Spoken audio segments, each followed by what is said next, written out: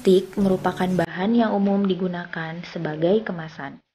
Salah satu jenis plastik yang paling banyak digunakan adalah botol plastik.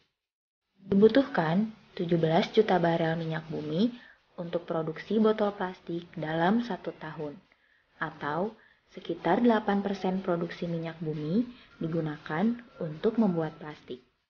Tersebut cukup untuk konsumsi bahan bakar 1 juta mobil. Di Surabaya, sampah plastik mencapai 960.000 ton pada tahun 2006. Sementara itu, produksi dan konsumsi air kemasan terus meningkat dari tahun ke tahun. Tahun 2011, produksi konsumsi air kemasan mencapai 17 miliar liter dan membutuhkan botol plastik hingga 500.000 ton per tahun. Pada tahun 2012, produksi air kemasan mencapai 19 miliar liter. Bisakah kamu bayangkan apa yang akan terjadi pada tahun-tahun berikutnya? Botol plastik sangat sulit didegradasi dan dibutuhkan lebih dari 100 tahun untuk dapat terurai. Sebesar 7% dari sampah Indonesia dimusnahkan dengan cara dibakar, termasuk botol plastik. Sampah menghasilkan gas metana yang beracun. Dengan komposisi rata-rata tiap 1 ton sampah padat menghasilkan 50 kg gas metana.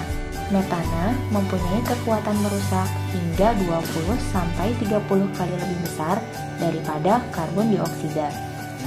Gas metana berada di atmosfer dalam jangka waktu sekitar 7-10 tahun dan dapat meningkatkan suhu sekitar 1,3 derajat Celcius per tahunnya.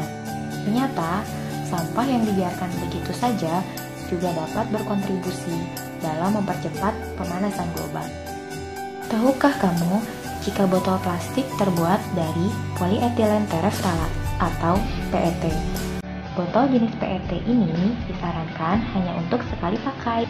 Bila terlalu sering digunakan, apalagi untuk penyimpanan air hangat atau panas, akan mengakibatkan lapisan polimer pada botol tersebut meleleh dan mengeluarkan zat karsinogenik yang dapat menyebabkan kanker dalam jangka panjang. Lalu, bagaimana solusinya?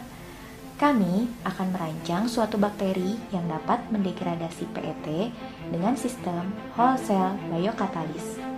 Bakteri tersebut akan menghasilkan enzim di permukaannya, sehingga botol plastik dapat terurai menjadi etilen glikol dan asam tereftalat oleh enzim kutinase.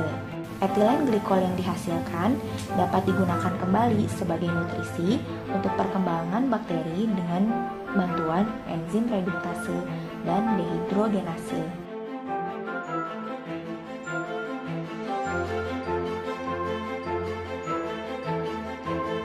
Proyek ini akan kami usung dalam iGEM, International Genetically Engineering Mission. iGEM merupakan kompetisi biologi sintetik tingkat internasional yang diikuti oleh berbagai universitas di seluruh dunia. Tahun ini merupakan kompetisi yang kedua bagi tim ITB Indonesia. Pada tahun 2013, kami mengikuti Jambore Internasional di Hong Kong pada tanggal 4-6 Oktober 2013. Dan pada tahun ini, kami akan mengikuti Giant Jambore di Boston pada tanggal 30 Oktober hingga 3 November 2014. Dukung dan berpartisipasilah bersama kami dalam mewujudkan proyek ini. Menunjukkan kepada dunia bahwa karya anak bangsa dapat berkontribusi dalam menyelesaikan masalah lingkungan melalui inovasi teknologi sintetik biologi. Persembahan dari Indonesia untuk dunia yang lebih baik. Jangan lupa like, follow, share, dan kunjungi situs kami ITB Indonesia untuk iGEM 2014.